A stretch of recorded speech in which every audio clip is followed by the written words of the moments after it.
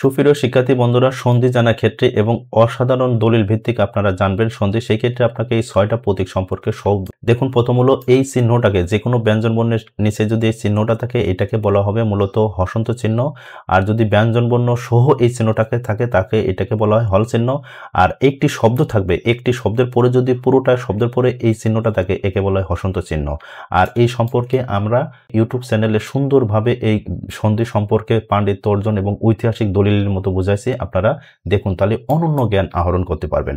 আর এখানে দেখুন, এইটাকে বলা হয় গ্রেটার দ্যান, এটাকে বলা হয় লেস দ্যান। এইটার মানে হচ্ছে এই গ্রেটার দ্যান মানে এই অঙ্ক থেকে শব্দটি তৈরি হলো আঁকো, তাহলে মূলত এই পাশে শব্দ থেকে তৈরি হয়েছে এইটা। আর এটাকে বলা হয় লেস দ্যান, তার মানে এই বাঁশ থেকে তৈরি হয়েছে বংশ।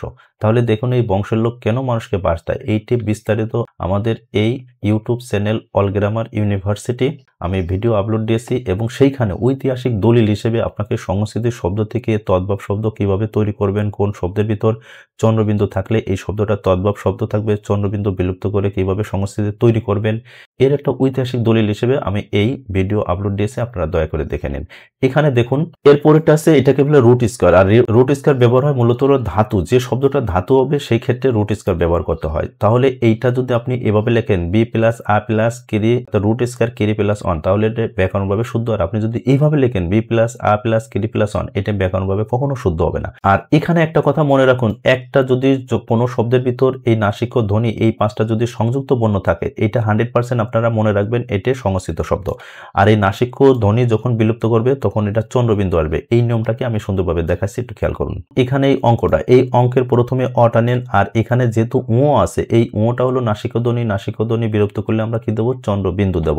তাহলে এই অ এর উপরে চন্দ্রবিন্দু, এর অন্ত স্বরাগম হিসাবে একটা আকার দেবেন। এই কথাটা যদি না বোঝেন, সোজা হিসাব, চন্দ্রবিন্দু দেওয়ার পরে একটা আকার দেবেন, এরপরে শেষে ক আছে ক। তাহলে অঙ্ক থেকে আক শব্দটি হলো তদ্ভব শব্দ, আর এই অঙ্ক হলো সংস্কৃত শব্দ। আশা করি এটা ইজিভাবে বুঝছেন। এখানে একটু খেয়াল করুন, এই যে বাঁশ, প্রথমে আমরা ব লিখলাম, এই ব এর পরে এই চন্দ্রবিন্দু এই আকারটা বিলুপ্ত করে আমরা এই নাসিক যে কোনো একটা বসাবো।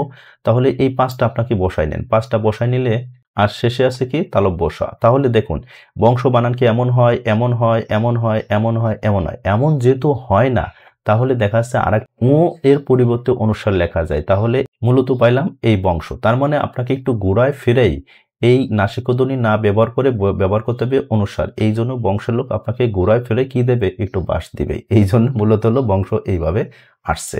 আর আপনারা এই প্রশ্নের উত্তর দিতে পারে কিনা দেখুন। আর যারা আমাদের ইউটিউব চ্যানেল থেকে দেখছেন, আপনারা সবিস্তারে সেখানে দেখুন আরো তথ্য দেওয়া আছে।